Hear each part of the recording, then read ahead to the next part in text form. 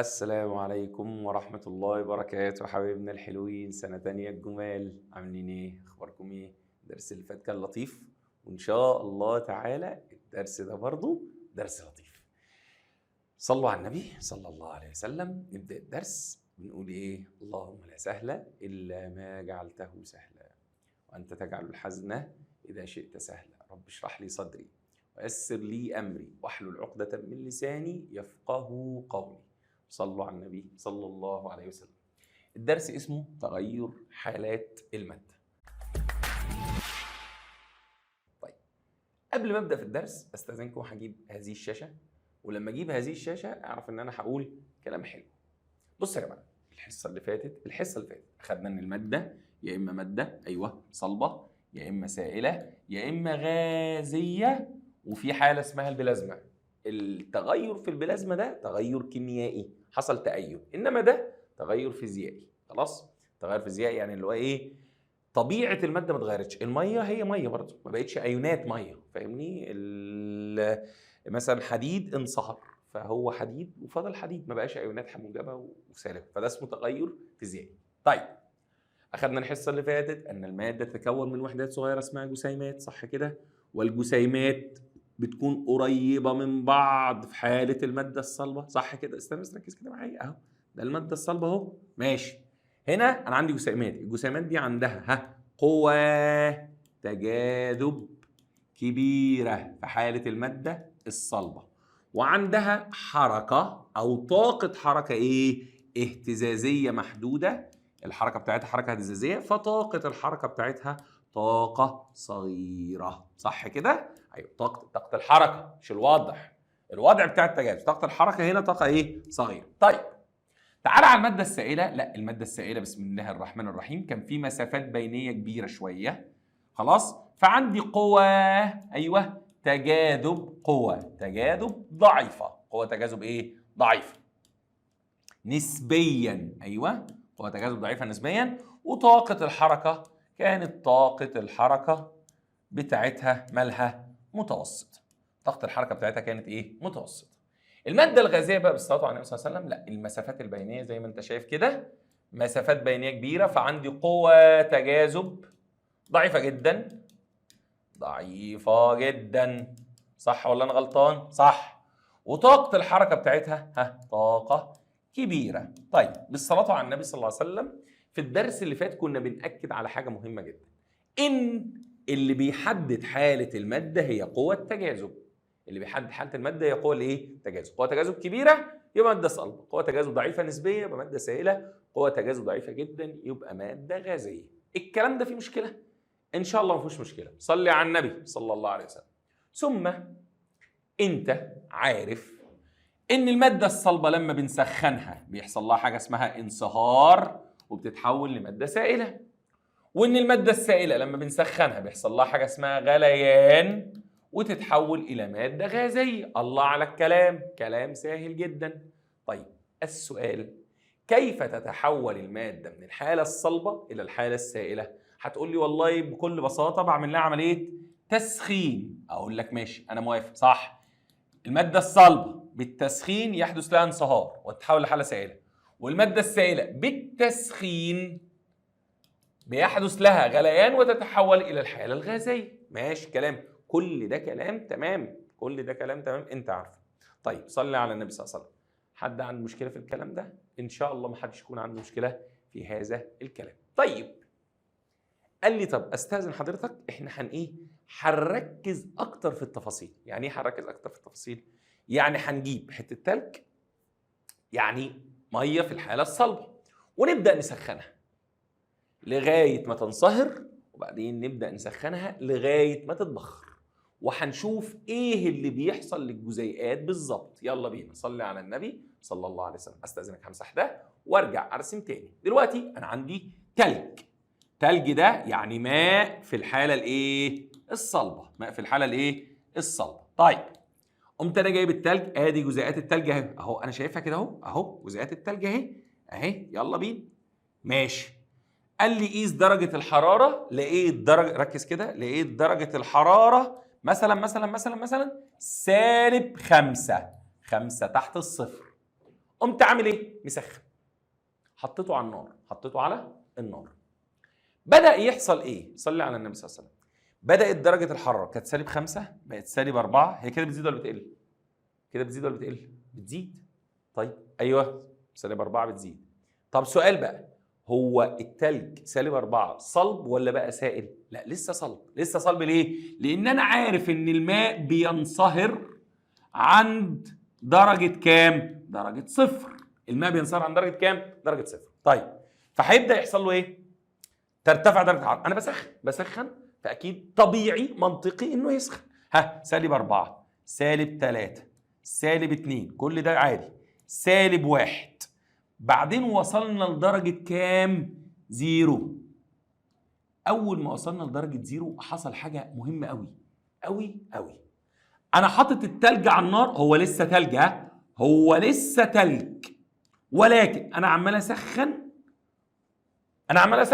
وهو ما بيسخنش. يعني إيه هو ما بيسخنش؟ يعني الترمومتر بيقرا 0.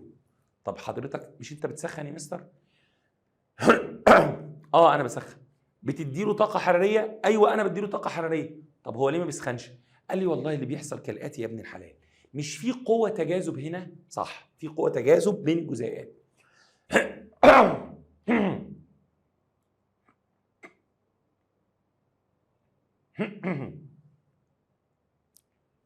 في قوة تجاذب بين الجزيئات. السخونية اللي أنا بديها للتلج بتستخدم في التغلب على قوى التجاذب. بتستخدم في التغلب على قوى الايه؟ التجاذب. يبقى انا بديله السخونيه فتعمل السخونيه دي تكسب قوى التجاذب وتزود طاقه الايه؟ الحركه. وتزود طاقه الحركه. فبص دي كده عند درجه كام؟ 0. هيفضل يسخن بس يحصل ايه؟ الجزيء ده يبعد عن الجزيء ده، يبعد عن الجزيء ده. بص يبعد عن الجزيء ده، يبعد عن الجزيء ده. كده هو تحول الى الحاله الايه؟ برافو عليك، ده كده كان صلب بقى سائل، ولكن لسه درجه الحراره ايه؟ 0. يعني بالصلاه على النبي صلى الله عليه وسلم درجه الحراره فضلت من -5، هي كانت -5 صح؟ فضلت تزيد لغايه ما وصلت لدرجه كام؟ 0. فضلت تزيد لغايه ما وصلت لدرجه 0. بعدين حصل لها ايه؟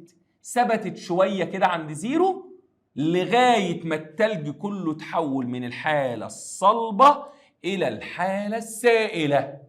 لغاية ما التلج كله تحول من الحالة الصلبة للحالة الإيه؟ السائلة. هتقول لي طب الفترة اللي ثبتت فيها درجة الحرارة دي الطاقة الحرارية اللي أنا كنت بديها له كانت بتروح فين؟ قال لي كانت بتتغلب على قوة التجاذب وتزود طاقة الحركة عشان يتحول من حالة صلبة لحالة إيه؟ سائلة. يعني التلج هيفضل ثابت كده عند درجة 0 لغاية ما كله يتحول من حالة صلبة إلى حالة إيه؟ سائلة. وبعد كده لما يبقى بص مفيش ولا نقطة تلج، كل التلج كده يبقى منصهر، يبدأ يحصل إيه؟ تزيد بقى معاك إيه؟ 1 2 3 وتفضل تزيد. تفضل بقى تزيد معاك 1 2 3 وهكذا. خلاص؟ تمام؟ يبقى أنا قلت لك إن درجة انصهار المية 0. أنا عرفت منين؟ هي دي درجة الحرارة اللي بتثبت شوية لغاية ما كل التلج يتحول من الحالة الصلبة إلى الحالة الإيه؟ السائلة.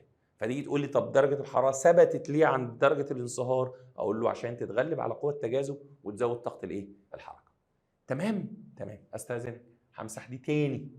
طيب دلوقتي المية كانت في الحالة الإيه؟ السائلة. ماشي أهي الجزيئات عاملة كده أهو الجزيئات عاملة كده أهو.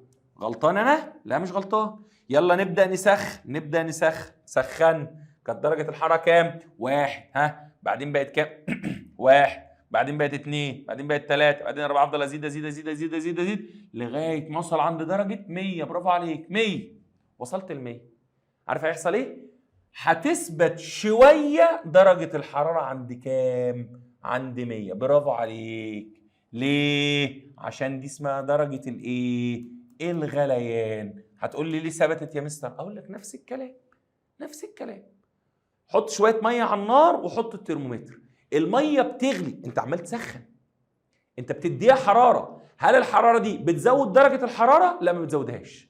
امال بتعمل ايه؟ بتتغلب، ايوه، على قوى التجاذب.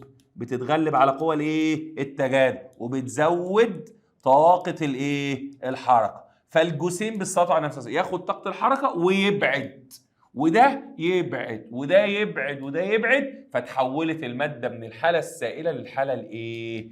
الغازيه، لغايه ما كل الميه كلها تتبخر. يبدا بقى بخار الميه بقى ايه؟ يسخن بقى 102 103 104 وهكذا. خلاص؟ يبقى الدرجه اللي بتثبت عندها درجه الحراره عند تحول الماده من الحاله الصلبه للحاله السائله دي درجه الانصهار. ليه بتثبت؟ عشان بتتغلب على قوى الايه؟ التجاذب. ونفس الكلام لما تيجي تحول من الحاله السائله للحاله الغازيه بتثبت شويه عند درجه الغليان، عشان كل الميه تكتسب طاقه حركه، طاقه حراريه، تحولها لطاقه حركيه وتتغلب على قوى التجاذب، فتتحول من الحاله السائله للحاله الايه؟ الغازيه. خلاص؟ يبقى انت لما تحط الشاي على النار مثلا بيفضل يغلي. خلاص؟ هو اول ما غلى بقى درجه 100، سبته نص ساعه يغلي هيفضل عند درجه حراره 100، هو كده كده وصل ل 100. ولكن اي حراره بتديها له بياخدها، يتغلب على طاقه على قوه التجاذب ويتحول للحاله الايه؟ البخاريه، يتبخر. تمام؟ يبقى هل يوجد ماء في الحاله السائله درجه حرارته اكبر من 100؟ اقول لك لا، ما ينفعش. ما دام وصل ل 100 اي طاقه هديها له هيتبخر. هل يوجد تلج درجه حرارته اكبر من الصفر؟ اقول لك مفيش. اول ما بيوصل للصفر بيبدا اي طاقه حراريه انا اديها له يتغلب على قوه التجاذب فيتحول للحاله الايه؟ السائله. طبعا الكلام ده في كل المواد اللي في الدنيا، ولكن احنا بنشرح الميه ليه؟ لان الميه الماده الوحيده في الدنيا اللي موجوده صلبه وسائله وغازيه، فانت تختار مثال وموجوده في البيت وفي درجات الحراره عاديه والدنيا حلوه. خلاص؟ يلا بينا صلوا على النبي صلى الله عليه وسلم. يلا بينا. يبقى تعلمنا فيما سبق، يلا هنراجع اللي احنا قلناه بسرعه. أن المادة توجد في 3 حالات، هي الصلبة والسائلة والغازية، ويمكن أن تتحول المادة من حالة لأخرى عن طريق فقد أو اكتساب في درجات الحرارة. فقدت حرارة أو اكتسبت حرارة هتحول من حالة إلى أخرى. طيب يلا بينا. بيقول لي بالصلاة على النبي صلى الله عليه وسلم هنجيب تلج عن درجة حرارة كام؟ -5 زي ما اتفقنا. ونقعد نسخن. خلاص؟ نسخنها. يتم التقليب على فترات وسجل قراءة الترمومتر في كل مرة.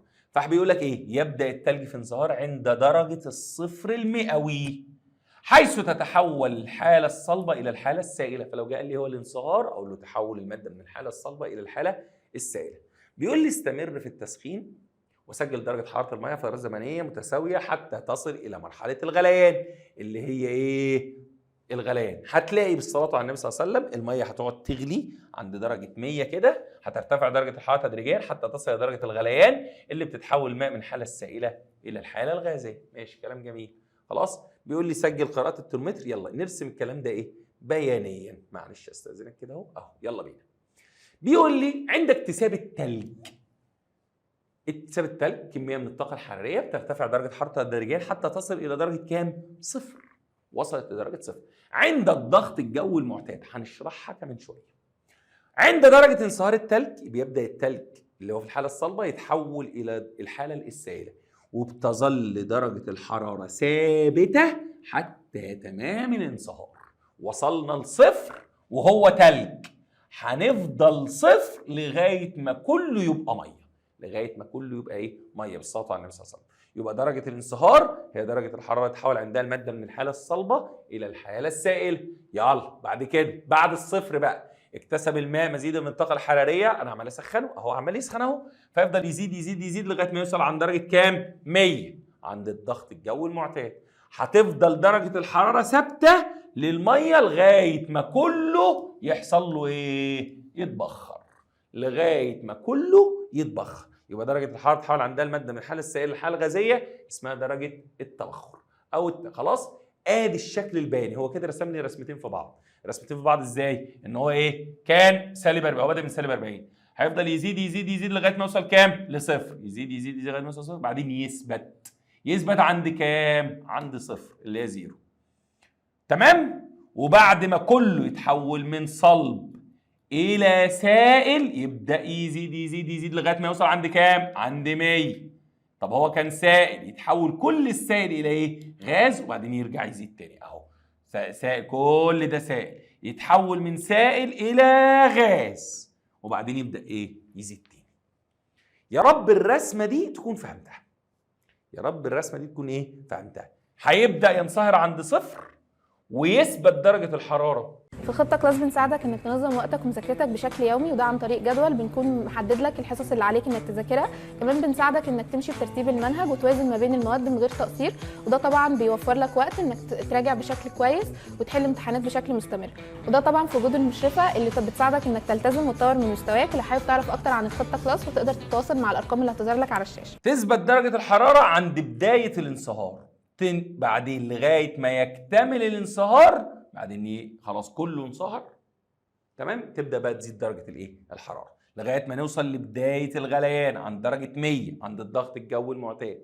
ماشي؟ بعدين يفضل يسخن لغايه ما يكتمل الغليان، كل الميه تتبخر، بعدين بخار الميه ده ممكن يبدا ايه؟ هو يسخن بعد كده. خلاص؟ يبقى اذا اثناء عمليتي الانصهار والغليان تظل درجه حراره الماده ثابته. بص وتعمل الطاقه الحراريه التي تكتسبها الماده على اضعاف قوى التجاذب، اللي انا قلت لك ايه؟ التغلب على قوى التجاذب. بتعمل الطاقه الحراريه، الحراره اللي بديها له بتعمل على ايه؟ التغلب على قوى الايه؟ التجاذب. فلما نتغلب على قوى التجاذب تتغير قوى التجاذب، واحنا عارفين ان قوى التجاذب ده هي اللي بتحدد حاله الماده. فلما قوى التجاذب تضعف تتحول من صلبه الى سائله، لما قوى التجاذب تضعف في السائله تتحول من سائله الى ايه؟ غازيه. صلوا على النبي صلى الله عليه وسلم. يبقى اثناء يلا بينا، اثناء عمليتي الانصهار والغليان تظل درجه حراره الماده ثابته، وتعمل الطاقه التي تكتسبها الماده على اضعاف قوى التجاذب بين جزيئات الماده. لذلك تتحول الماده من حاله الى حاله اخرى. عند اكتساب الماده طاقه حراريه تزداد طاقه الحركه، بتزداد طاقه الحركه وبتضعف قوى التجاذب. ماشي؟ يبقى عندك اكتساب ماده طاقه حراريه تزداد طاقه الحركه وتضعف قوى التجاذب، بعد كده بص في الظروف العاديه تديها طاقه حراريه قبل درجه الانصهار وقبل درجه الغليان. يعني قبل درجه الحراره انت بتديها طاقه حراريه فتكتسب طاقه حركه فتسخن لغايه ما توصل لدرجه الايه؟ الانصهار. كل الطاقه اللي انت هتديها لها تضعف قوه التجاذب، فمش هتسخن، فمش هتزيد درجه حرارتها، هتضعف قوه التجاذب. بعدين خلاص خلصنا، يلا نكمل. عند فقد، طب العكس بقى، عند فقد الماده درجه حراريه، تسخين بالاحمر، التبريد بالازرق. عند فقد الماده درجه حراريه بتقل طاقه الحركه، فبتقل درجه الايه؟ الحراره، فبتقل درجه الحراره. صلي على النبي صلى الله عليه وسلم.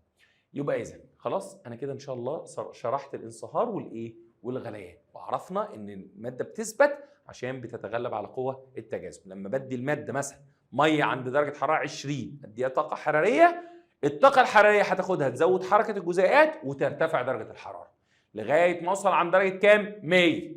عند 100 هتثبت درجه الحراره.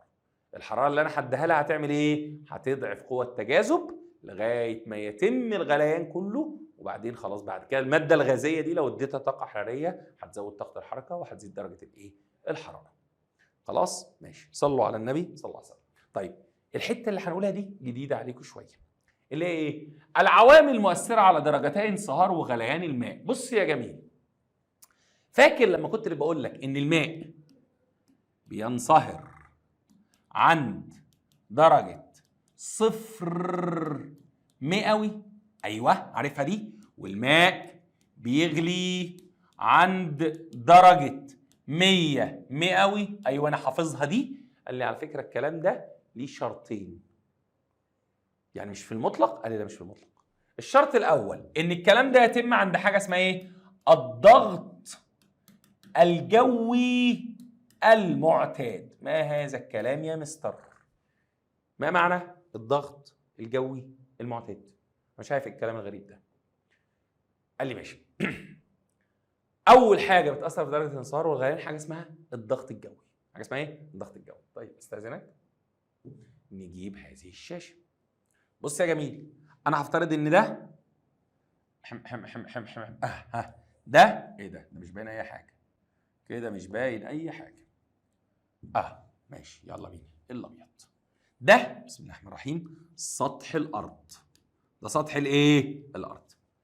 طيب الارض كده اهو مثلا حته طالعه وحته نازله، ادي جبل اهو وادي منخفض، يلا ادي ده منخفض، مش انتوا بتاخدوا كده في الدراسات؟ انا مش عارف انتوا خدتوا الكلام ده ولا لا. ده منخفض وده جبل، ماشي، وده انا هفترض مثلا ان ده البحر، ان ده الايه؟ البحر. اقول لك على سر، تعرف ان كل البحر اللي في الدنيا في نفس المستوى؟ اي بحر في الدنيا في نفس المستوى، وده اللي بنسميه مستوى سطح البحر. ده في اي بحر في الدنيا، اي ميه مالحه في الدنيا في نفس المستوى. طب الميه العذبه لا، مختلفه، والله ده بجد، ماشي. مستوى الميه العذبه اعلى من مستوى الميه المالحه، عشان كده النهر بيصب في البحر. خلاص ماشي. المهم فالبحار كلها في نفس المستوى. طيب ماشي، بعدين يا مستر قال لي في هنا هواء. قلت له ماشي انا عارف الهواء. مش الهواء ده ماده ولا مش ماده؟ الهواء ماده، والماده كل ما له كتله. برافو. يعني مثلا بالصلاه على النبي صلى الله عليه وسلم، واحد واقف هنا اهو، واحد واقف هنا اهو، بص واقف هنا اهو، هو كانه بص المنظر الصغيره دي، شايل الهواء، شايل الهواء اللي هو ايه؟ اللي فوقيه كله كده. انت شايل الهواء ده، الهواء ده عامل عليك حاجه اسمها ضغط. الهواء ده عامل حاجه اسمها ايه؟ ضغط. احنا بنسميه ايه؟ الضغط الجوي. وعلى فكره الضغط الجوي ده ضروري لحياتنا والله، من غيره مش هنعرف نعيش. ولكن انا مش هدفي ان انا اشرح الضغط الجوي، انا عايز اقول لك دلوقتي ان حاجه اسمها ايه؟ الضغط الجوي المعتاد. طيب فالبني ادم اللي على شط الميه ده شايل الهواء، فالهواء ضاغط عليه، فهو دلوقتي هو عنده او هو شايل الهواء عند مستوى سطح البحر. ده في الحته دي اسمه الضغط الجوي المعتاد. يعني ايه الضغط الجوي المعتاد؟ المستوى عند سطح الايه؟ البحر. فاحنا اتفقنا ان مستوى سطح البحر ده هو الضغط الجوي المعتاد. طب استنى، افرض بني ادم طلع قاعد هنا في الجبل، هنا اهو، هو قاعد هنا اهو، يلا هو قاعد هنا اهو. سؤال، الهواء اللي بيضغط عليه قد الهواء اللي بيضغط على اللي في البحر؟ قال لي لا. ازاي يا مستر؟ صلي على النبي صلى الله عليه وسلم. هل كميه الهواء دي كلها قد كميه الهواء دي؟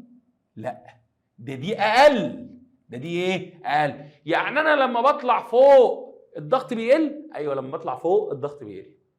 طب لما بنزل تحت في المنخفض، يا لهوي، الضغط بيحصل له ايه؟ بيزيد. بص كل ده بيضغط عليا. يبقى الناس اللي ساكنه على فوق الجبل يقول لك الضغط فوق قليل. عشان كده مثلا لو واحد بيطلع جبل مثلا بيتسلق الجبال، يقول لك لا بالله عليك لازم تبقى ايه؟ الضغط بتاع جسمك كويس وعضلات القلب بتاعتك قويه، لان الضغط فوق قليل. فكل ما بطلع فوق الضغط بيقل، كل ما بنزل تحت الضغط ايه؟ بيزيد. ماشي. والضغط الجوي عند سطح البحر اتفقنا سميناه الضغط الجوي المعتاد. خلاص ان شاء الله تكون تمام، ان شاء الله تكون فاهم. يبقى الضغط الجوي ده الوزن التقل بتاع الهواء اللي فوقيه. خلاص؟ يبقى الضغط الجوي المعتاد ده التقل بتاع الهواء اللي ايه؟ اللي فوقيه. الضغط الجوي المعتاد اللي احنا تقريبا عايشين عنده. احنا عايشين عند مستوى سطح البحر. اسكندريه مثلا مستواها نفس مستوى سطح البحر، فده اسمه الضغط الجوي الايه؟ المعتاد. لو واحد عايش في منخفض فالضغط الجوي بقى عنده اعلى شويه، لو واحد عايش فوق جبل فالضغط الجوي بقى عنده ايه؟ اقل شويه. طيب انت عايز تقول يا مستر؟ انا عايز اقول لك ان الضغط الجوي ده بيؤثر على درجه الانصهار ودرجه الايه؟ الغليان. درجه الانصهار والايه؟ والغليان. بجد؟ والله بجد. يعني درجه الانصهار عند مستوى سطح البحر اللي هو الضغط الجوي المعتاد، درجه الانصهار للميه 0، ودرجه الغليان عند مستوى سطح البحر اللي هو الضغط الجوي المعتاد للميه 100. طب واحد خد كوبايه ميه وطلع غلاها فوق الجبل، هل هتغلي عند 100؟ قال لي لا، هتتغير. طب هتزيد ولا هتقل؟ هقول لك دلوقتي. خلاص؟ هتتغير. طب واحد خد الميه ونزل في اعماق وفكر يغليها، او في منخفض وفكر يغليها، هتغلي عند 100؟ قال لي لا، هتتغير. يبقى اذا درجه غليان الميه 100 عند الضغط الجوي المعتاد، درجه انصهار الميه 0 عند الضغط الجوي المعتاد. تمام؟ يلا بينا نرجع تاني. يبقى تتاثر درجات الانصهار والغليان بعده عوامل، منها الضغط الجوي. يلا بينا صلي على النبي صلى الله عليه وسلم. تعلمنا سابقا ان الضغط الجوي يمثل ايه؟ وزن عمود من الهواء فوق منطقه ما من صيغه من ايه؟ من سطح البحر. وان قيمه الضغط بتختلف من مكان لاخر على سطح البحر، على سطح الارض. عند مستوى سطح البحر في ظروف الضغط الجوي المعتاد، اللي هو مستوى سطح البحر ده اسمه الضغط الجوي المعتاد. فلو جه سالني ما هو الضغط الجوي المعتاد، او اللي هو الضغط عند مستوى سطح البحر. طيب ماشي. بيغلي الماء النقي. ايه ده مستر، هو النقاء ليه علاقه؟ ايوه النقاء ليه علاقه وهشرح. يبقى في عاملين بيأثروا في درجه الانصهار. اول حاجه الضغط الجوي، 2 النقاء. يعني الميه بتختلف عن ميه فيها شوائب. طب خلينا دلوقتي في الماء النقي، خلينا في الماء النقي. بيغلي الماء النقي عند درجه حراره 100 عند الضغط الجوي المعتاد، وبيتجمد الماء النقي عند درجه حراره 0 عند الضغط الجوي المعتاد. خلاص. يؤثر التغير في الضغط الجوي على درجتي الانصهار والغليان كالتالي.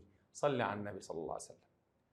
كل ما زاد الضغط زادت درجة الغليان. كل ما زاد الضغط زادت درجة الغليان. وكل ما قل الضغط قلت درجة الغليان. كل ما زاد الضغط زادت درجة الغليان، وكل ما قل الضغط قلت درجة الغليان. بجد بجد. يعني يا مستر لما بطلع فوق الجبل بيقل الضغط فبتقل درجة الغليان. يعني ممكن اطلع على مسافة الاقي المية بدل ما بتغلي عند 100 بتغلي عند 95 طبعا. وممكن مثلا انزل تحت مثلا في منخفض الاقي المية بدل ما بتغلي عند 100 تغلي عند 105 اكيد. خلاص يبقى درجة غليان المية، درجة غليان المية 100. هقول لك مش شرط. ليه مش شرط؟ لأن أنا عندي حاجتين لازم يبقوا ثابتين، إن ماء نقي وعند الضغط الجوي المعتاد. يبقى إذا عند زيادة الضغط ترتفع درجة الغليان، وعند انخفاض الضغط تنخفض درجة الغليان. يبقى بالصلاة على النبي صلى الله عليه وسلم عند زيادة الضغط بتزيد درجة الغليان عن 100، وعند انخفاض الضغط بتنخفض درجة الغليان عن 100. تمام؟ صلي على النبي صلى الله عليه وسلم. خد يلا خد الحتة دي. كلما ارتفعنا كل ما زادت درجة الغليان قلت درجة التجمد. يعني لو نزلنا في منخفض درجة الحرارة، درجة المية هتغلي عند أعلى من 100 وتتجمد عند أقل من 0.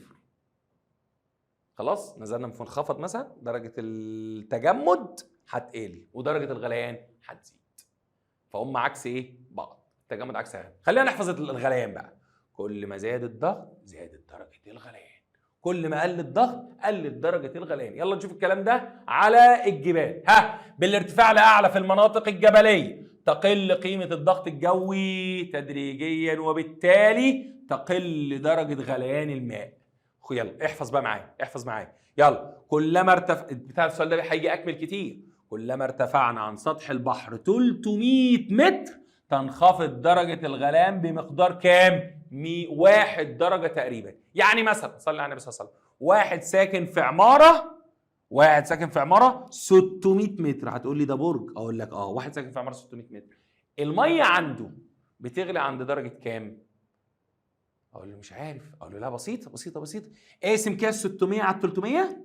اشمعنى 300؟ ما انا عارف كل ما درجة الحرارة كلما ارتفعنا 300 متر تنخفض درجة.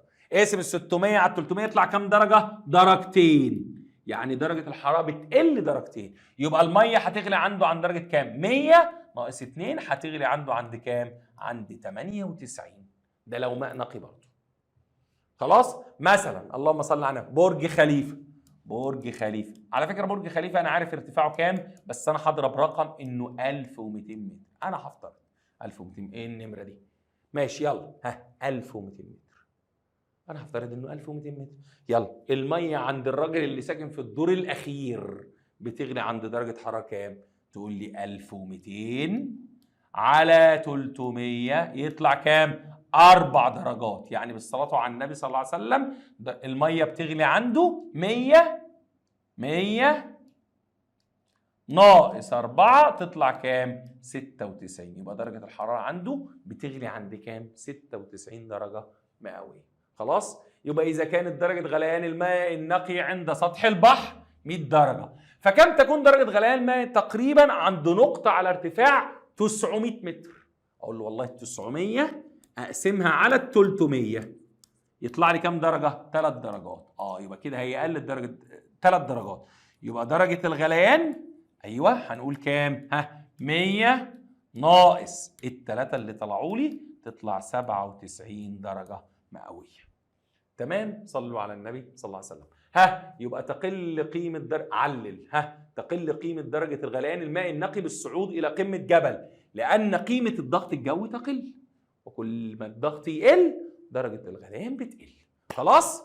وبالتالي تقل درجة الغليان. خلاص؟ بص المنظر ده بالصلاة على النبي صلى الله عليه وسلم أهو عند ارتفاع صفر، ارتفاع صفر إلى سطح البحر اللي احنا سميناه الضغط الجوي المعتاد، المياه بتغلي عند 100 1800 يعني على 300 تطلع 6 صح كده؟ يبقى درجة الحرارة هتبقى 100 ناقص 6 هتطلع كام؟ 94. ايوه اهو عند 1894. عند 3000 متر على فكرة يعني في جبال بتوصل ل 8000 بالظبط.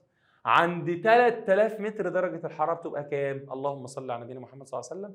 درجة غليان المية 90. 3000 على 300 10 يبقى هتبقى كام؟ 90. بص الضغط الجوي هنا 1. بص كل ما ارتفعنا الضغط الجوي بيحصل ايه؟ بيقل. يعني هي كان 1 بقى 8 من 10 بقى تقريبا 7 من 10 بقى تقريبا 55 من 100. عند 4000 خلاص الضغط الجوي بيقل ودرجة الغليان ايه؟ بتقل. كان 1 بقت 100. 8 من 10 94. 7 من 10 90 مثلا 6 55 من 100 كام؟ 84. يبقى كل ما الضغط يقل درجه الغليان بيحصل لها ايه؟ بتقل. الارقام دي مش حفظ، الارقام دي مش حفظ، بس انت ممكن تحسبها يعني. يلا بينا صلي على محمد صلى الله عليه وسلم. قمنا احنا خدنا الفكره دي وعملنا البتاعه الجامده دي. عارفين القدر الكاتم؟ القدر الكاتم ايوه حله الضغط. ايوه البتاعه دي جامده قوي الصراحه. حله الضغط. حله الضغط دي فكرتها ايه بقى بالصلاه على النبي صلى الله عليه وسلم؟ هي بتزود ضغط الميه. سامع بتزود ضغط الميه، فكل ما الضغط يزيد درجه الغليان تزيد، فبدل ما الميه بتغلي عند 100 هتغلي عند ايه؟ اعلى من 100. ده ممكن توصل معاك 110 120 كمان حسب نوع الحل. ايه ده؟ يعني الميه بتبقى جوه سخنه قوي سخنه قوي، فالاكل ايه؟ يستوي اسرع. بالظبط. حط الفرخه على الحله العاديه مثلا فرخه حلوه دي هتقعد معاك ايه؟ ساعتين كده لغايه ما تتسلق. طب في حاله الضغط نص ساعه وتطلع زي الفل. اشمعنى؟ ما دي سخنه قوي، دي سخنه يعني. ثم بتوفر معاك الغاز بقى، بدل ما تفضل مولع الغاز ساعتين هتولعه قد ايه؟ نص ساعه.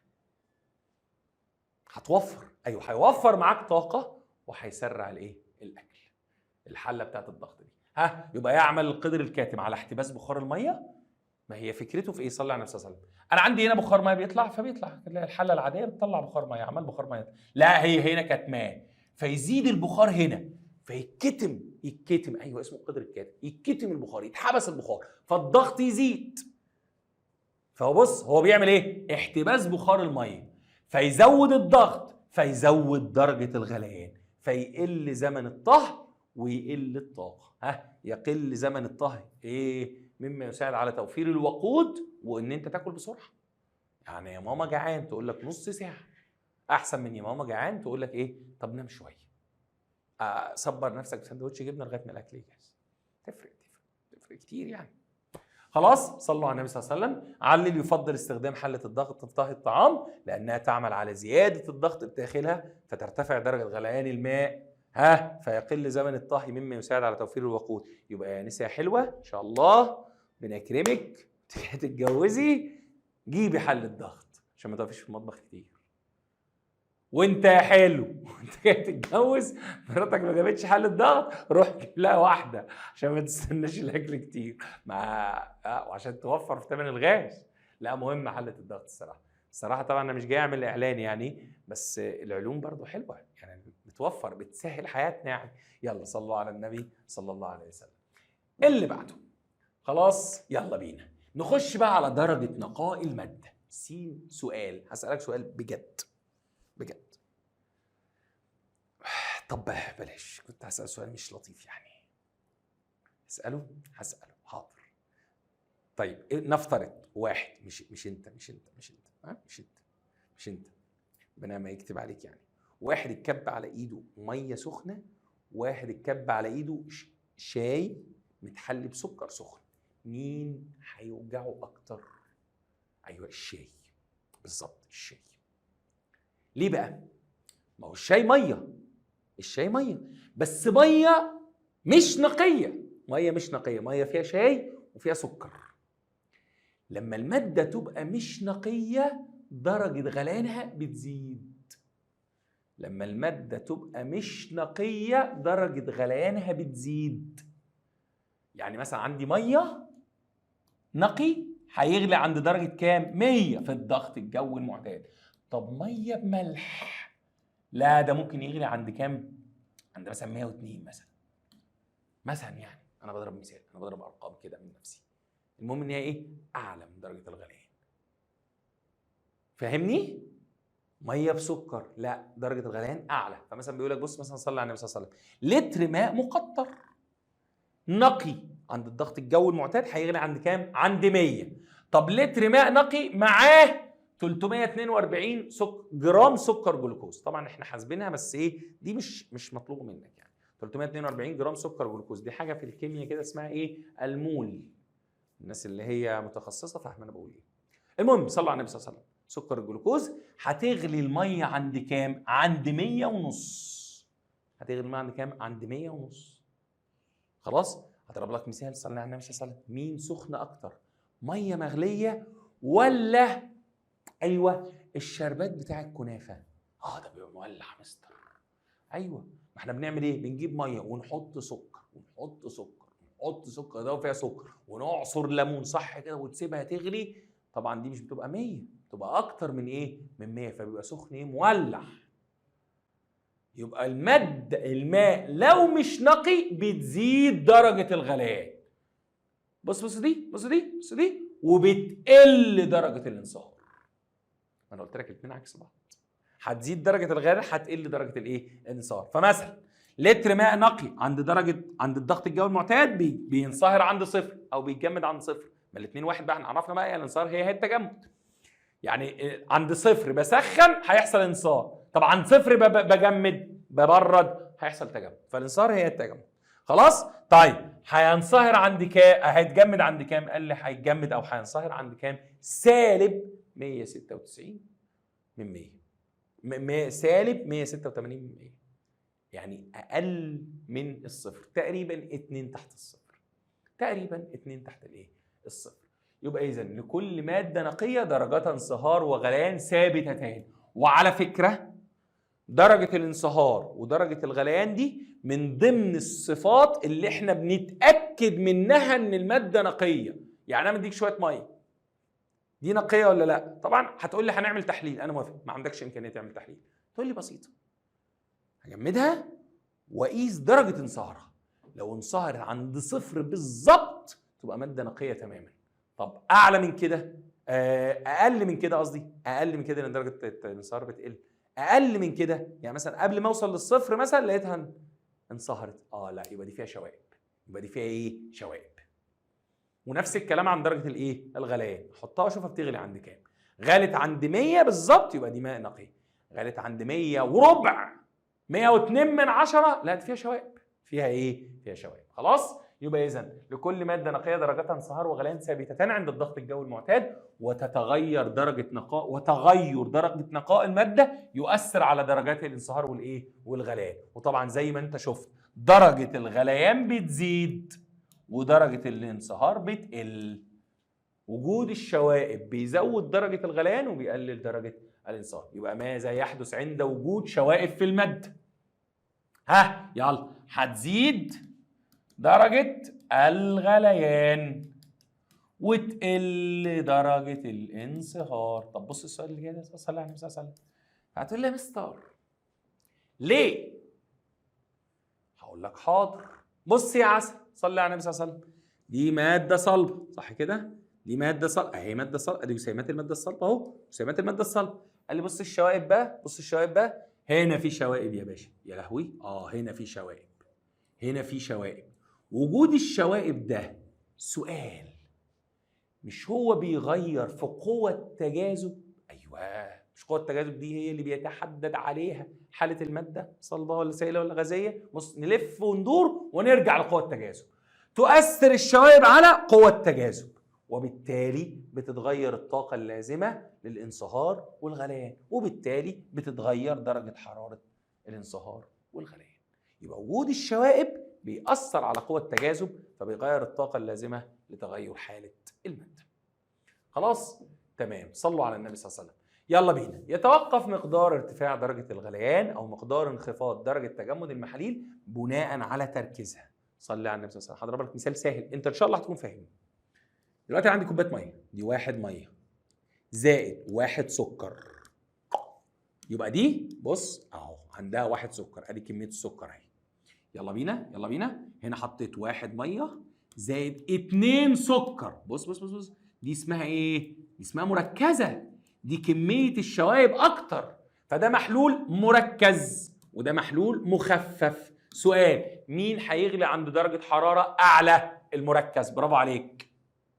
يبقى كل ما زاد التركيز زادت درجة الغليان وقلت درجة التجمد. برافو عليك. خلاص؟ يبقى إذن عند زيادة تركيز المادة المذيبة الملح ولا السكر بتزيد درجة الغليان وتقل درجة التجمد. كل ما زاد التركيز زادت درجة الغليان وقلت درجة الايه؟ التجمد. يمكن التحقق من مدى نقاء المواد بمقارنة درجة الانصهار أو درجة الايه؟ الغليان. قلتها لك دي إن احنا بنعرف المادة نقية ولا لأ من درجة الانصهار ودرجة التجمد. صلي على النبي صلى الله عليه وسلم. سؤال سهل كده نختم به هذه الفقرة الجميلة. الجدول التالي يوضح درجتي الغليان والانصهار ل3 مواد نقية. دي بتغلي عند 84 وبتنصهر عند 5، ودي بتغلي عند 125 وبتنصهر عند 25، ودي بتغلي عند 315 بتنصهر عند 102.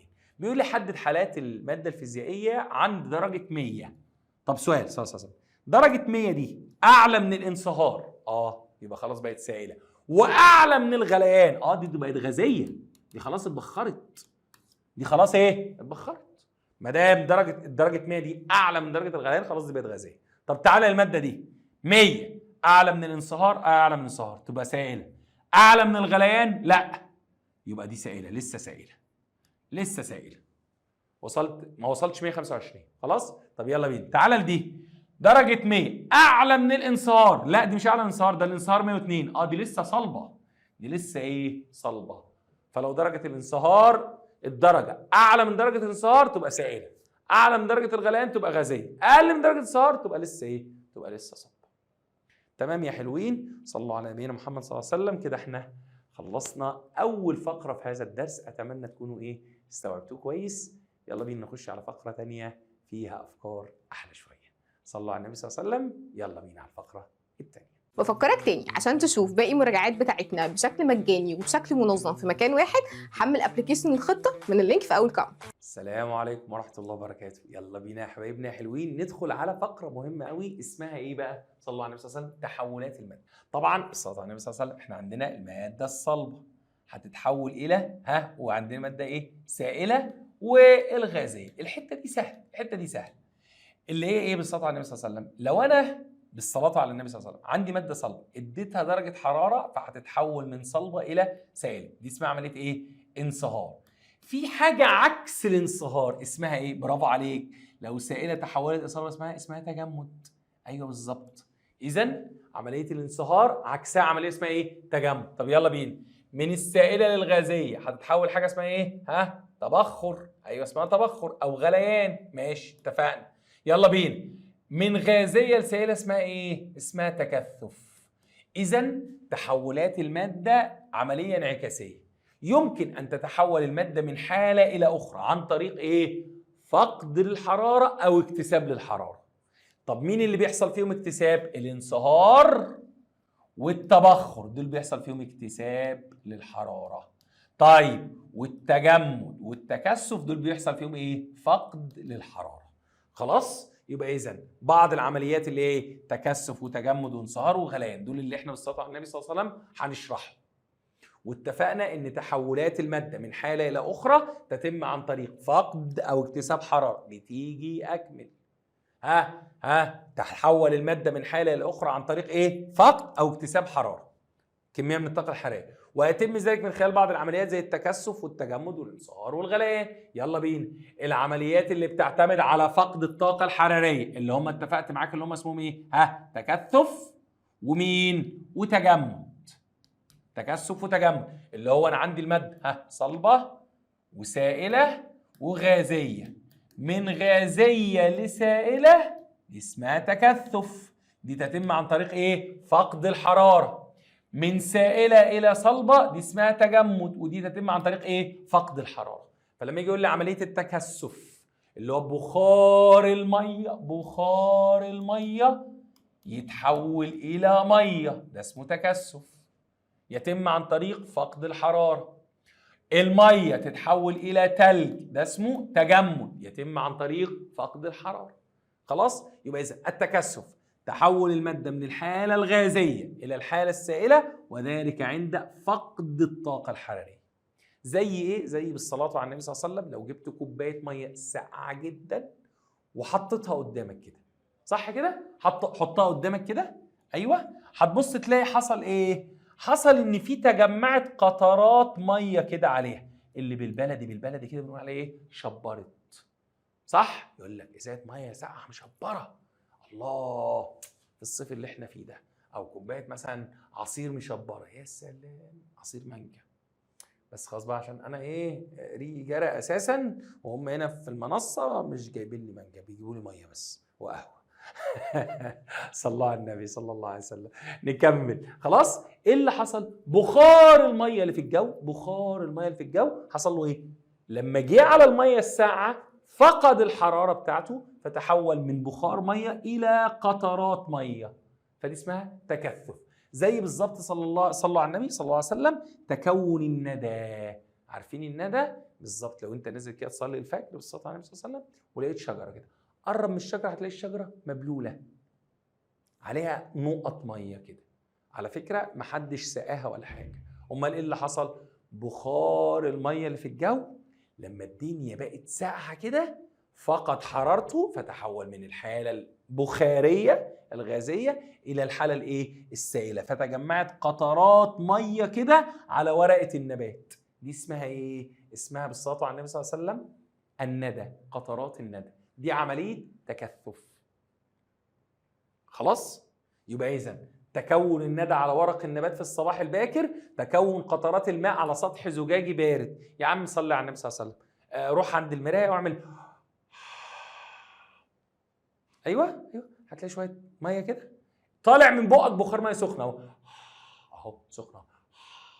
طب لو كده سائح، جربها كده يبقى سائح، انما كده طالع من جوه جسمك بخار ميه سخن.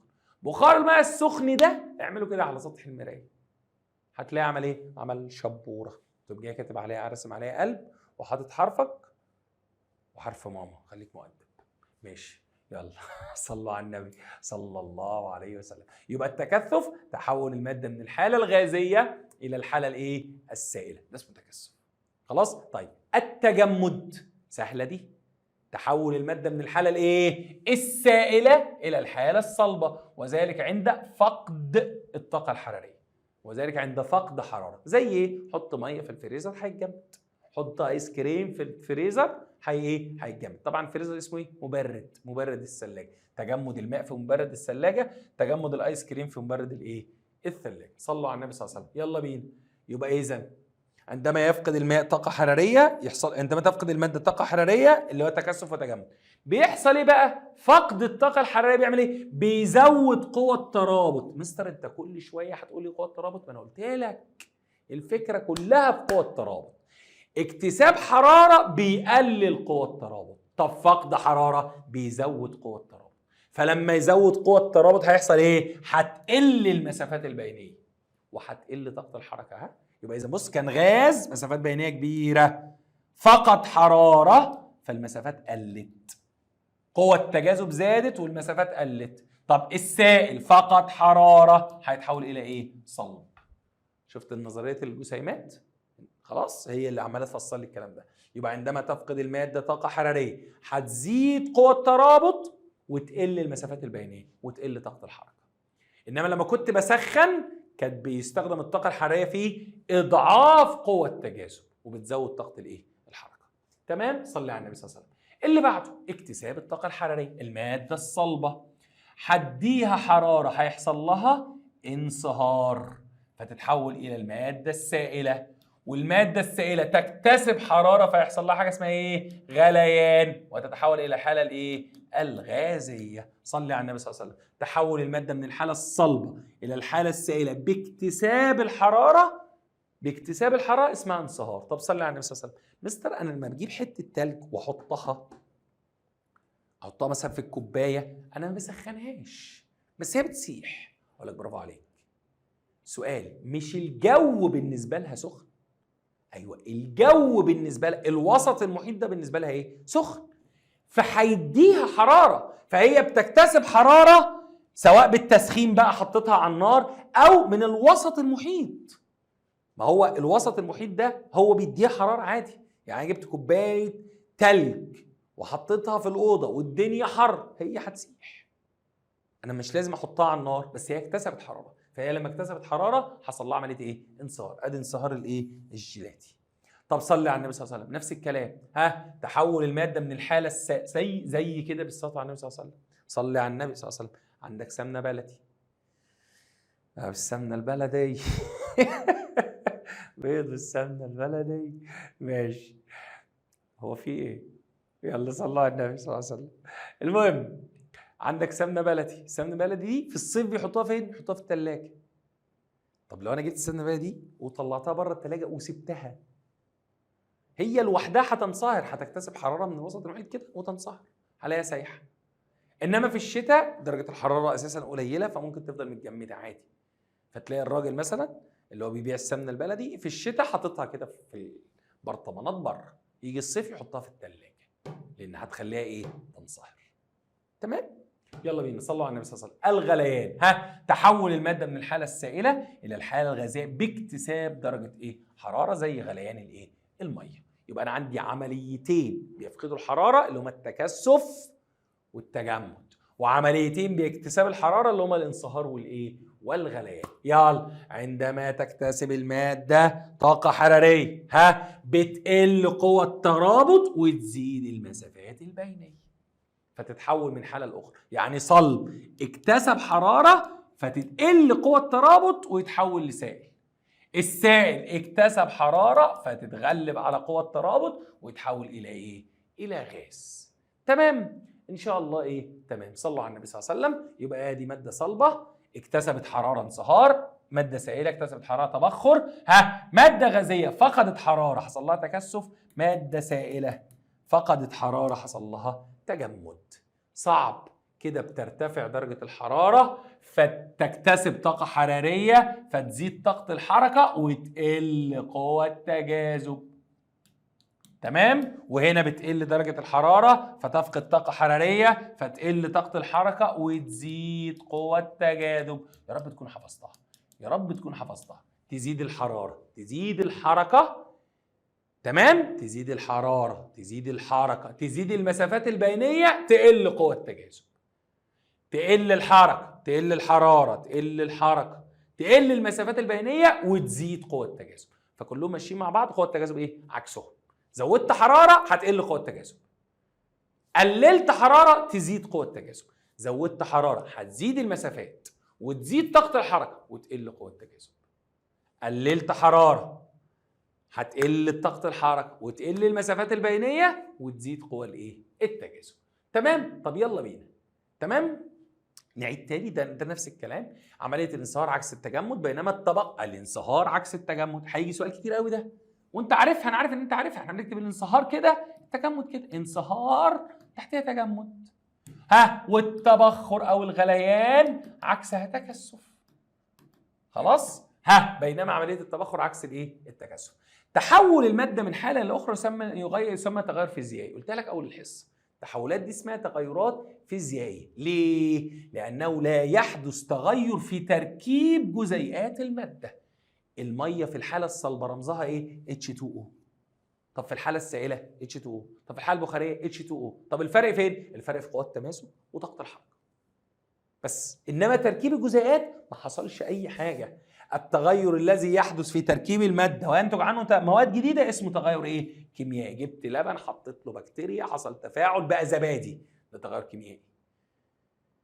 جبت اكسجين وهيدروجين واديتهم برق بقوا ميه، فالاكسجين والهيدروجين اتفاعلوا مع بعض وبقوا ميه، ده تغير كيميائي. انما جبت ميه صلبه خليتها ميه سائله، التركيب لم يتغير، هذا اسمه ايه؟ تغير فيزيائي. جبت ورقه وقطعتها، تغير فيزيائي. جبت ورقه وحرقتها، ده حصل تفاعل كيميائي مع الاكسجين وتصاعد ثاني اكسيد الكربون، ده كيميائي. يبقى اذا لم يحدث تغير في تركيب الماده فده اسمه تغير فيزيائي. خلاص خدنا الكلام ده قبل كده. يبقى اذا لا يتفكك جزيئات الماء الى جزيئات هيدروجين واكسجين، فدي اسمها ايه؟ تغير فيزيائي. انما لو حصل تغير في تركيب الماده فده اسمه تغير كيميائي. فدي تحولات الماده، تغير فيزيائي، والانصهار عكس التجمد، والتبخر عكس الايه؟ التكثف. صلوا على النبي صلى الله عليه وسلم. تعال بقى ناخد واحده ملعوبه بقى. هناك شيء اسمه التسامي. يعني ايه تسامي؟ انا عندي ماده صلبه، في عندي حاله اسمها سائله وعندي حاله اسمها غازيه. بص المنظر ده، استاذن حضرتك، احنا هنلغي الحاله السائله بجد. والله هلغي الحاله السائله. ازاي؟ الماده هتتحول من حاله صلبه لحاله غازيه دون المرور بالحاله السائله. من صلبه الغازيه على طول. ايوه، من صلبه الغازيه على طول. مفيش سائل. ايوه، هذه الحاله تسمى التسامي. ما هو التسامي؟ هو تحول الماده من الحاله الصلبه الى الحاله الغازيه مباشره دون المرور بالحاله السائله. يبقى من صلبه لسائله انصهار، من صلبه الغازيه عدى على السائله، لا ما عداش على السائله، صلبه الغازيه على طول، اسمها تسامي. طب الكلام ده بيحصل في ايه؟ قال لي بيحصل في حاجتين علينا في المنهج. صلي على النبي صلى الله عليه وسلم. هناك شيء اسمه الثلج الجاف. ايه الثلج الجاف ده؟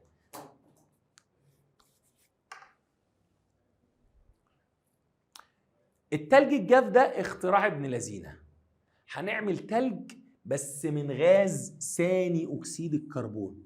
ايه ده مستر؟ ايوه، اللي عارف غاز ثاني اكسيد الكربون ده هناخده نحوله لثلج، نحوله لحاله صلبه. انا مثلا طالع رحله ماشي، ومعايا شويه عصاير ومش عارف ايه، عايزهم ساقعين. هحط جوه البتاعه ثلج، بس التلج لما ينصهر هيبقى ميه، والميه دي ممكن تتسرب وممكن الدنيا تتغرق ميه. صح. قال لي في اختراع جامد بقى، احط تلج بس تلج مش ميه، مش تلج H2O، تلج ثاني اكسيد الكربون، تلج CO2. طب ايه الميزه في التلج ده؟ التلج ده هو تلج بيسقع، ولكنه لو اكتسب طاقه حراريه بيبقى غاز على طول. يعني تمسكه بايدك كده، ايدك ما تتبلش. حط التلجايه على ايدك كده تلاقيها بتتبخر. بس ده اسمه التلج الجاف. ليه تلج جاف؟ ما فيهوش سائل، تلج وغاز على طول، تلج وغاز على طول. يبقى اذا التلج الجاف ده بيحصل له عمليه اسمها عمليه ايه؟ تسامي. يتحول من الحاله الصلبه الى الحاله الغازيه. صلي على النبي صلى الله عليه وسلم. خش على اليوتيوب اكتب كده تسامي اليود. اليود ده عنصر لونه بنفسجي. ايوه بنفسجي زي برمنجانات البوتاسيوم. برافو عليك. هتجيبه صلب كده، هتلاقي الراجل حطه على النار وسخنه. مش هتلاقيه بيبقى سائل بعدين يبقى غاز، لا هو بيطلع سائل على طول، يطلع بخار اليود اللي لونه بنفسجي. فاليود يحدث له عمليه اسمها عمليه ايه؟ تسامي. خلاص؟ يبقى اذا المواد اللي بتتسامى عندنا في المنهج اليود والثلج الجاف. ايه الثلج الجاف ده؟ ثلج بس من ايه؟ من ثاني اكسيد الكربون. وممكن تكتب برضو على اليوتيوب الثلج الجاف هيطلع لك فيديوهات عنه. تمام؟ صلي على النبي صلى الله عليه وسلم. ماشي خلاص تسامي. طب مستر انت لسه قايل لي دلوقتي ان انا جبت ثاني اكسيد الكربون وقمت محوله صلب. ايوه، وما عداش على السائل. يعني ممكن من غاز لصلب. ايوه ممكن من غاز لصلب. العمليه دي اسمها ايه؟ اسمها تساقط. الماده تبقى غاز فجاه دريب بتلاقيها ايه؟ حته ثلجه كده. العمليه دي اسمها ايه؟ تساقط. زي بالظبط لما الدنيا بتشتي تلج. هو بخار الميه اهو، فالدنيا ساقعه قوي، فمن السقوعيه دي بخار الميه ينزل تلج، تحول من حاله غازيه إلى حالة صلبة دون المرور بالحالة السائلة، زي تكون الصقيع اللي احنا سميناه في سنة أولى إيه؟ برد. برافو عليك، الصقيع. إن أنت تلاقي الحاجة تلجت. طب مثلا صلى على النبي صلى الله عليه وسلم، ورق الشجر احنا قلنا فيه يحصل تكاثف، بيبقى عليه ورق ميه، بيبقى عليه نقط ميه. لا، في الحتت الساقعه ورق الشجر عليه تلج. طب التلج جه منين؟ بخار الميه بقى تلج على طول. بخار الميه بقى تلج على طول، ده اسمه ايه؟ تساقط. والتلج ده اسمه ايه؟ اسمه صقيع. صقيع البرد القارس، الصقيع. تمام؟ يبقى احنا لما بنجيب التلج الجاف نحوله من حاله غازيه لحاله صلبه، ده اسمه ايه؟ اسمه تساقط. طب من صلبة الغازية تسامي. يبقى التسامي عكس التساقط. يبقى احنا عمالين نقول لك ايه؟ الانصهار عكس التجمد، الغليان عكس التكثف، التساقط عكس التسامي. التساقط عكس الايه؟ التسامي. الاثنين دول عكس بعض. فلو عندي مادة صلبة هتتحول، يبقى احنا ايه؟ معلش مادة صلبة هتتحول إلى غازية، ده اسمه ايه؟ تسامي. طب غازية تتحول صلبة، ده اسمه ايه؟ تساقط. صلي على النبي صلى الله عليه وسلم. اللي بعده خلاص. يبقى المخطط التالي يوضح تحولات المادة من سائل لصلب اسمه تجمد، من صلب لسائل اسمه انصهار، من صلب الغاز اسمه تسامي، من غاز لصلب اسمه تساقط، من سائل لغاز اسمه تبخر، من غاز لسائل اسمه تجمد. ماذا يحدث عند فقدان جزيئات بخار الماء في الهواء الجوي للطاقة الحرارية؟ ده تكثف. بخار الماء يفقد، يتحول إلى صورة ضباب أو ندى أو سحاب. خلاص، ده يؤدي إلى تكثف بخار المية. طيب، الحتة دي خدناها السنة اللي فاتت، الفرق بين الغليان والتبخر. خدناها السنة اللي فاتت وهناخد عليها إضافات أكتر. صلي على النبي صلى الله عليه وسلم. بص يا جميل، قلت لك برضو السنة اللي فاتت لو انت رحت جبت كده شوية مية، كنكة عشان تعمل قهوة، ماشي، وحطيتها على النار، بلاش تعمل شاي، حطيتها على النار وسخنت، درجة الحرارة كانت 30 بقت 40 بقت 50 بقت 60. انت ملاحظ ان في بخار مية طالع، انت طالع ان في بخار مية ايه؟ طالع. طب سؤال، في بخار ميه طالع؟ ايوه ماشي. طب هي الميه بتغلي؟ لا، هي ما بتغليش، بس في بخار ميه طالع. ماشي. ان الميه تتبخر قبل ما توصل لدرجه الغليان ده اسمه تبخر. يتبخر الماء عند درجه حراره اقل من درجه الغليان. ده بسبب ايه بقى؟ قال لي بسبب ان في جزيئات ميه على السطح كده، قوة الترابط بينها وبين الجزيئات اللي تحت قلت شوية. ليه؟ لأن أنا بسخن، فهو اكتسب طاقة حرارية مش بعد عن زمايله، ده خد بعضه ومشي، فده حصل له تبخر. يبقى التبخر بيحدث إيه؟ لجزيئات السطح فقط. التبخر بيحدث إيه؟ لجزيئات السطح فقط. ولما بيحصل تبخر ولا في فقاعات هواء ولا أي حاجة، هو إيه؟ تبخر كده مع نفسه كده عمال يطلع. يبقى تصاعد جزيئات المية أو تبخر جزيئات المية عند درجة حرارة أقل من درجة الغليان اللي هي 100، اللي احنا اتفقنا إن هي 100 عند درجة السطح الجوي، اسمه تبخر. وده بيحدث عند جزيئات السطح فقط. ده بيحدث لجزيئات السطح إيه؟ فقط. خلاص؟ طبعا من غير تكون فقاعات هوائية، مفيش منظر غليان، مفيش أي حاجة. خلاص؟ حيث تكتسب هذه الجزيئات قدرا من الطاقة الحرارية فتتحرر من قوة جذب المية وتتحول إلى الحالة الغازية. ولكن صلي على النبي صلى الله عليه وسلم، لما المية توصل عند نقطة الغليان اللي هي 100، اللي هي كام؟ اللي هي 100. خلاص 100. ايه اللي حصل؟ الجزيئات كلها بتبعد عن بعض، قوة التجاذب كلها ضعفت، وبناء عليه كل جزيئات المية بلا استثناء، مش السطح بقى، كل جزيئات المية هتتحول من الحالة السائلة إلى الحالة الإيه؟ الغازية. فطبعا مع الكثرة هبص ألاقي في فقاعات غاز بقى، لأن هي اتحولت وهي تحت أساسا، وهي تحت كده اتحولت سائل فخد بعضها وطلعت، اتحولت لغاز قصدي فخد بعضها وطلعت، فلاقي فقاعات غاز، بص كله غاز. يبقى إذا يتحول السائل إلى بخار عند درجة حرارة معينة، السائل كله مش جزيئات السطح بس. السائل كله مش جزيئات السطح بس. يتحول السائل الى بخار عند درجه حراره معينه تسمى درجه الايه؟ الغليان. عند درجه الغليان بتنكسر الرابط، بتضعف قوه التجاذب، فتتحول جميع جزيئات السائل الى الحاله الغازيه.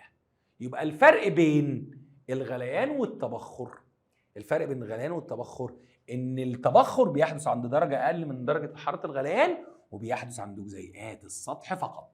انما الغليان بيحدث عند درجه حراره معينه اللي هي في الميه 100 عند الضغط الجوي المعتاد للماء النقي. ايوه خلاص بقى، احنا خلاص ناس فاهمه بقى. يبقى 100 عند الضغط الجوي المعتاد للماء النقي. خلاص ماشي. ده ايه؟ ده بيحدث لكل جزيئات الايه؟ الميه. يبقى مين صفه مميزه للماده؟ الغليان ولا التبخر؟ الغليان. الغليان هي اللي صفه مميزه للماده. الميه ممكن تتبخر عند اي درجه، 60 اللي هي بتتبخر، 70 بتتبخر، 80 بتتبخر.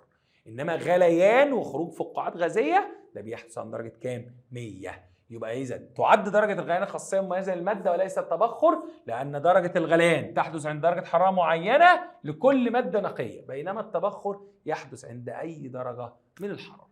طيب صلوا على النبي صلى الله عليه وسلم. لو تفتكروا التغيرات اللي احنا كنا منها السنه اللي فاتت عشان نعمل تجربه، كنا بنقول التجربه فيها بالصلاه على النبي صلى الله عليه وسلم حاجه اسمها سبب، وحاجه اسمها نتيجه، وحاجه اسمها متغير ضابط.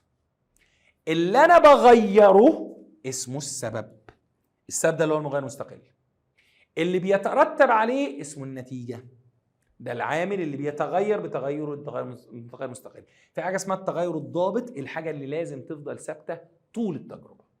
خلاص ماشي. صلوا على النبي صلى الله عليه وسلم. دي معلومه بنفتكرها. ليه؟ لان انا هعمل تجربه اشوف العوامل المؤثره على معدل تبخر السوائل. احنا مش الغليان، ده التبخر. الغليان كان الضغط الجوي المعتاد والنقاء. امال المؤثر على التبخر درجه الحراره، مساحه السطح، نسبه الرطوبه، سرعه التيارات الهوائيه. تعال نشرحها واحده واحده. صلي على النبي صلى الله عليه وسلم. اول واحده سهله. دلوقتي عندي كوبايتين ميه، كوبايتين ميه زي اهو طبقين ميه شبه بعض بالظبط. شبه بعض في ايه؟ في العمق، في كميه الميه، صح كده؟ يبقى كميه الميه متغير ضابط مش هتغير. شكل الطبق وعمق الطبق مش هيتغير. خلاص؟ في مشكله في الكلام ده؟ في مشكله في الكلام ده؟ ماشي. صلي على النبي. نسبه الرطوبه، المكان اللي انا فيه، كل واحد. الفرق بينهم واحد هحطه في الشمس وواحد مش هحطه في الشمس. مين درجه حرارته اعلى؟ اللي في الشمس طبعا. مين هيتبخر اكتر؟ اللي في الشمس. يبقى كل ما زادت درجه الحراره زاد معدل التبخر. صلي على النبي صلى الله عليه وسلم. الهدوم بتاعتنا مبلوله فيها ميه لسه غسلينها، فيها ميه. واحد نشر هدومه بالليل، واحد نشر هدومه الصبح. مين هدومه هتنشف اسرع؟ بالليل طبعا. ايه الهبل اللي انا بقوله ده؟ بالليل ايه يا ابني؟ ما الصبح. ليه يا مستر؟ الشمس هتزود درجه الحراره فهتدي جزيئات طاقه حركه، فالجزيئات هتتبخر. يبقى اذا كل ما زادت درجه الحراره زاد معدل التبخر. خلاص كلام منطقي. طيب بص اللي جايه دي عشان ذكيه شويه. حاجه اسمها مساحه السطح. يعني ايه مساحه السطح؟ صلي على النبي صلى الله عليه وسلم. انا جبت كوبايه، بص ركز كده، عامله كده. الكوبايه دي عامله كده، وطبق تاني عامل كده. طبق عامل ازاي؟ عامل كده. وحطيت هنا ميه، جزيئات ميه، ادي ميه اهي، ميه في الحاله السائله اهي. 1 2 3 4 5 6 7 8 9 10 ماشي. وهنا حطيت نفس كميه الميه، 1 2 3 4 5 6 7 8 9 10، نفس كميه الميه بالظبط. ركز معايا بقى، ركز معايا. خلاص؟ يلا بينا.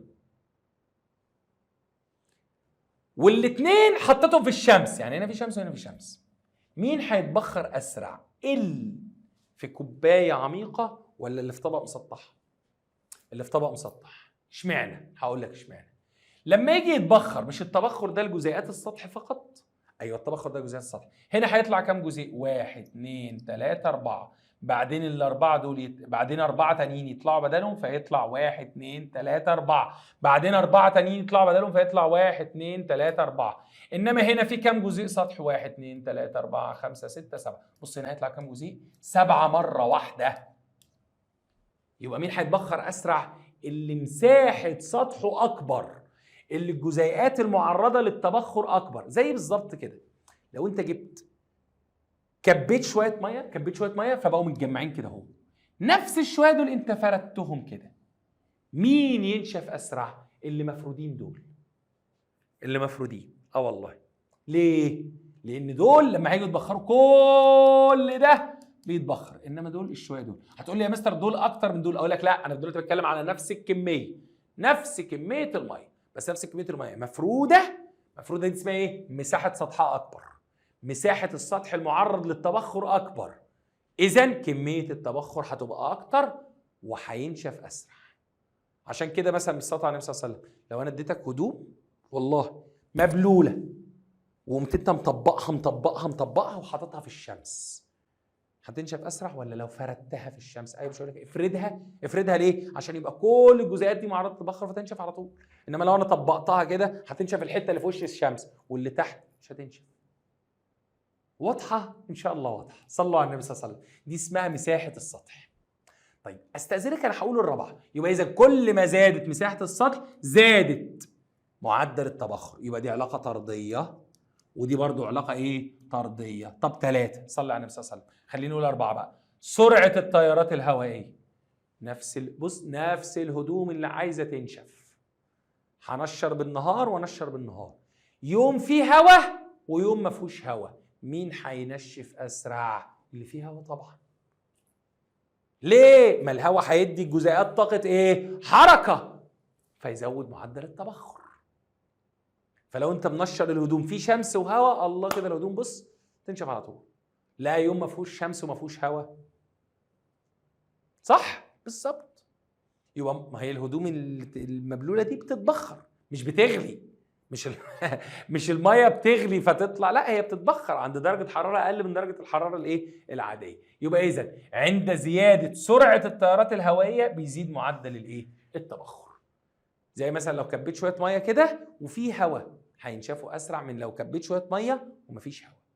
كبيت شويه هواء وفي شمس وهواء، هينشفوا اسرع من مفيش ولا شمس ولا هواء. طب حطيت شويه ميه في حفره وفردت شويه ميه، لا فردت شويه ميه، زودت مساحه الايه؟ السطح. خلاص؟ طيب صلوا على النبي صلى الله عليه وسلم. خلاص؟ ان شاء الله سهل، ان شاء الله سهل. يبقى العوامل المؤثره في التبخر، درجه الحراره، تزيد درجه الحراره يزيد معدل التبخر. مساحه السطح، يزيد مساحه السطح فيزيد معدل التبخر. سرعه التيارات الهوائيه، تزيد سرعه التيارات الهوائيه فيزيد معدل التبخر. اخر حاجه نسبه الرطوبه. ايه نسبه الرطوبه دي؟ لو بخار الميه في الهواء كتير اساسا، لو نسبه الرطوبه عاليه، سؤال، هل لو نسبه الرطوبه عاليه ده بيساعد على التبخر؟ قال لي لا. نسبه الرطوبه لو عاليه بيقلل التبخر. فاكرين لما خدنا ان انا جسمي كنت بحب اعرق عشان اطلع الحراره؟ وعشان تتأكد انك قفلت كل جوانب درس الخطة كلاس هتساعدك عن طريق ميزة اسأل مدرس، واللي هيكون متواجد معاك في كل المواد عشان تقدر تسأله في اي سؤال واقف معاك ويبسط لك الاجزاء اللي انت مش فاهمها، وكمان يقدم لك النصايح اللي تساعدك ازاي تذاكر صح. وعشان تعرف تفاصيل اكتر عن مميزات الخطة كلاس كلم الارقام اللي هتظهر لك على الشاشة. خلاص؟ فكان يقول لك مثلا اللي بيبقى معدل الرطوبه عالي جسمي ما يعملش ايه؟ ما يعملش تبخر، ما عرقش، فلاقي الدنيا حر ولزق. فاكر كنت بشرح لك السنه اللي فاتت نفس الكلام. لما بيزيد معدل الرطوبه بيقل معدل التبخر. ليه؟ مش التبخر ده ان الميه تحول لبخار؟ طب ما هو البخار مالي الجو اصلا. فيجي جزيء يقول لك انا عايز اطلع، يقول له يا عم اقعد يا عم، الدنيا زحمه اساسا. خلاص؟ فهو عمل لك تجربه. ايه التجربه؟ جاب طبقين نفس العمق بالظبط، طبقين نفس العمق كده، بس ايه؟ غطى واحد بحيث ايه؟ بحيث يبقى فيه بخار ميه كتير. فبخار الميه متجمع فوق الميه، فتلاقي الجزيئات مش بتبخر اساسا. هتلاقي الجزيئات ايه؟ مش بتتبخر اساسا. تمام؟ انما اللي هو معدل الرطوبه قليل معدل التبخر مرتفع. فنسبه الرطوبه دي هي الوحيده اللي ايه؟ اللي عكسيه، عشان كده نسبتها للاخر. يبقى اذا العلاقه بين درجه الحراره ومعدل التبخر طرديه، العلاقه بين مساحه السطح ومعدل التبخر طرديه، العلاقه بين سرعه التيارات ومعدل التبخر طرديه، العلاقه بين نسبه الرطوبه ومعدل التبخر علاقه ايه؟ عكسيه. كل ما زادت نسبه الرطوبه قل معدل التبخر. صلوا على النبي صلى الله عليه وسلم. فبيقول لي عند ارتفاع درجه الحراره بتزيد طاقه الحركه، فيزيد عدد الجزيئات اللي عندها قدر كافي ان هي تتحرر، يعني اللي هي من الاخر تتبخر، يعني تتبخر. ماشي، يبقى لما ترتفع درجه الحراره بيزيد معدل التبخر. طيب عند زياده مساحه السطح المعرض للهواء يزداد عدد الجزيئات اللي على السطح، اللي تقدر تكتسب طاقة حرارية فتتحرر، هي تكتسب طاقة حرارية فتطلع من الحالة السائلة للحالة الايه؟ الغازية. يبقى عند زيادة مساحة السطح يزداد معدل التبخر. كلام جميل، يلا بينا. فبيقول لي ايه؟ جفاف الملابس المبللة في النهار مع سطوع الشمس أسرع من الليل، لأن معدل التبخر يزداد عند ارتفاع درجة الحرارة. معدل التبخر يزداد عند ارتفاع درجة الحرارة. يلا بيقول لي ايه؟ الشعور بالضيق في الطقس الحار الرطب. عندنا في اسكندرية مشهور ان الرطوبة فيها عالية عشان البحر، فبخار الماء من البحر فتلاقي الجو مليان بخار. فلو الدنيا حر وانت ماشي في الشارع مع الرطوبة تلاقي الناس بيعملوا كده والله العظيم. ليه بقى؟ لأن زيادة نسبة بخار المية في الهواء بتقلل معدل ايه؟ التعرق وتبخر المية. مفيش، ما العرق ده بيطلع الحرارة اللي جوه جسمي فأنا برتاح، فهو مش بيطلع، فيزيد من الشعور بحرارة الايه؟ الجو، أحس الدنيا صعبة. يبقى لأن ارتفاع نسبة الرطوبة يقلل من معدل ايه؟ التعرق، فيزيد من الشعور بحرارة الجو. صلوا على النبي صلى الله عليه وسلم. السنة اللي فاتت خدنا دورة المية في الطبيعة، فاكر؟ كنا بنقول ايه؟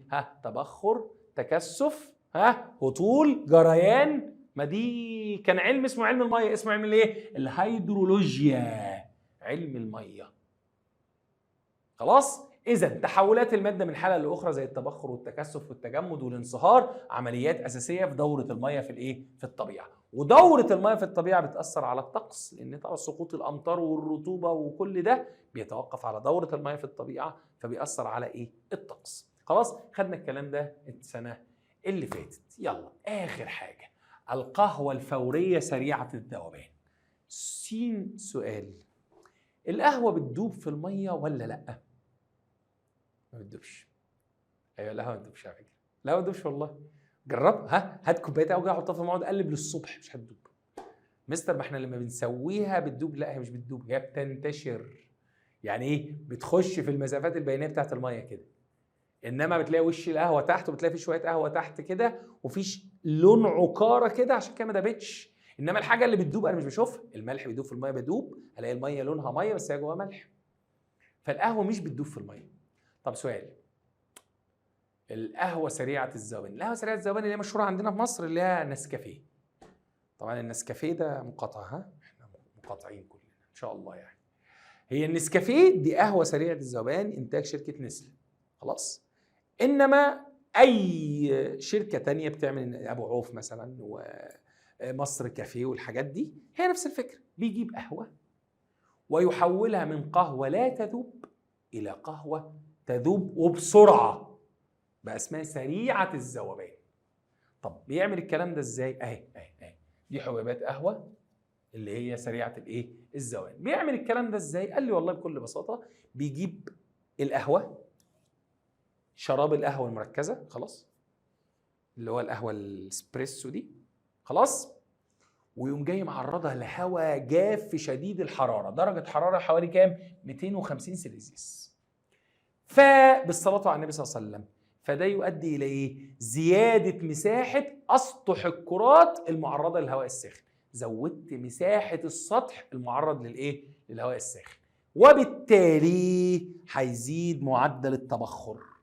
انا زودت مساحه السطح فهيزيد معدل الايه؟ التبخر بتاع رذاذ الهواء الساخن ده، فيتكون القهوه بدل ما هي، بص هو كان شراب هو كان شراب ساخن، هو كان بالصلاه على النبي صلى الله عليه وسلم قهوه كانت قهوه اسبريسو كده، خلاص. عارفين القهوه الاسبريسو دي عباره عن ايه؟ بنجيب حبوبات القهوه وبنعصرها ننزل منها شراب القهوه المركز، وقام جاي عامل ايه؟ معرض ايوه. فهي الاسبريسو ده عباره عن ايه؟ عن ميه دايب فيها ماده القهوه، الكافيين بقى والحاجات دي. فاحنا بنعمل ايه؟ نقوم جايين معرضينها لهواء سخن درجه حرارته كام؟ 250 درجه. الهواء السخن ده انا عملت ايه؟ انا زودت درجه الحراره وزودت مساحه السطح، يبقى زودت الحراره وزودت مساحه الايه؟ السطح، وعملت تيار هواء، فانا عملت تيارات هوائيه، فانا عملت 3 حاجات بتزود معدل التبخر ده. 3 حاجات بتزود معدل ايه التبخر ده. فالميه اللي هنا هتعمل ايه؟ هتتبخر تتبخر تتبخر. ابص الاقي فضل لي تحت كده حبيبات ايه؟ ماده القهوه. ايوه بالظبط، حبيبات ماده القهوه اللي احنا بنقول عليها النسكافيه. حبيبات ماده القهوه الصغيره دي اللي هي محتاجه ميه عشان تدوب، زي من هنا اساسا كانت دايبه في الميه بالظبط كده. فيزيد معدل تبخر الميه وتتكون بلورات القهوه الفوريه الايه؟ الصلبه. تقوم انت جايب بلورات القهوه الفوريه دي حاططها في الميه فترجع تاني شبه الايه؟ الاسبريسو. فلو في حد مثلا بيشرب اسبريسو هو هتلاقي شكله تقريبا شبه النسكافيه الايه؟ البلاك. النسكافيه البلاك اللي احنا بنعمله غير لبن. انا بقول شكله مش نفس طعمه، وانا عارف هتقول لي اجمل، انا عارف والله هو مش نفس التركيز، بس انا بقول لك شبهه شكله. انا واضح والله عشان انا اصلا كيف قهوه في الحاجات دي يعني. ماشي، صلوا على النبي صلى الله عليه وسلم. خلاص، فهتلاقي نفس الشكل كده اللي هو نسكافيه بلاك. تجيب النسكافيه، انا بحب اشرب النسكافيه البلاك، يعني اجيب معلقه القهوه احط عليها ميه بس خلاص واشربها لما ابقى عايز افوق قوي يعني. انما الاحسن طبعا اشربها باللبن اكيد يعني. خلاص يا اولاد الحلال، وتتكون بلورات القهوه الفوريه. سميت القهوه الفوريه بهذا الاسم او سريعه الذوبان لسرعه ذوبانها في الميه مقارنه بالقهوه الايه؟ العاديه. القهوه العاديه اصلا مش بتدوب. خلاص يا اولاد الحلال، كده بالصلاه على النبي صلى الله عليه وسلم شرحنا درس جميل ولطيف، واتمنى ان شاء الله تكونوا اتبسطتوا منه. تمام، اشوفكم بقى على خير يا حبايب قلبي في اهم افكار هذا الدرس. ما تحلش الواجب قبل ما تشوف اهم الافكار. كلام واضح؟ ما تحلش الواجب قبل ما تشوف ايه؟ اهم الافكار. القاكم على خير. السلام عليكم ورحمه الله وبركاته.